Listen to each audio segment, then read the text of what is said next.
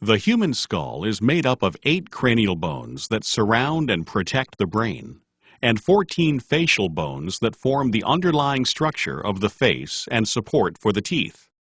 With the exception of the mandible, the bones of the skull articulate with each other through joints known as sutures.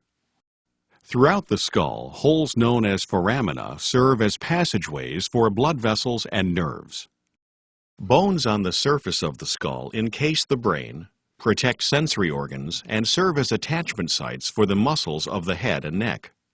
These bones include the occipital bone, parietal bones, temporal bones, and the frontal bone, as well as the nasal bones, the zygomatic bones, the maxilla, and the mandible. Other bones become more visible only when looking inside the skull. The sphenoid bone makes up the anterior base of the cranium.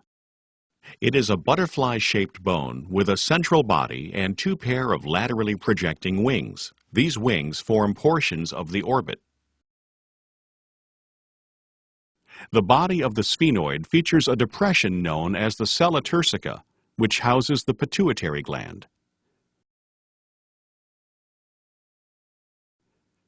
Located between the orbits, the ethmoid bone makes up a portion of the cranial floor and also the roof of the nasal cavity.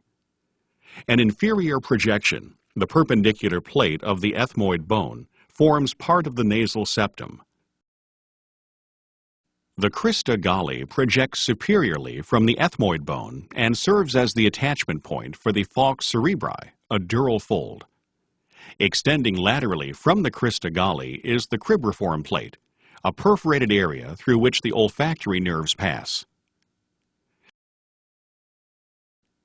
The 2 L-shaped palatine bones form the posterior third of the hard palate, part of the nasal cavity, and a portion of the orbit. The small, thin lacrimal bones make up the anterior portion of the medial wall of each orbit. A groove known as the lacrimal groove helps to form the nasolacrimal canal, which contains a duct that allows tears to travel to the nasal cavity. The vomer is an elongated, plow-shaped bone that forms the inferior and posterior part of the nasal septum. The internal and external skull bones articulate precisely, forming an intricate structure perfectly suited to its functions.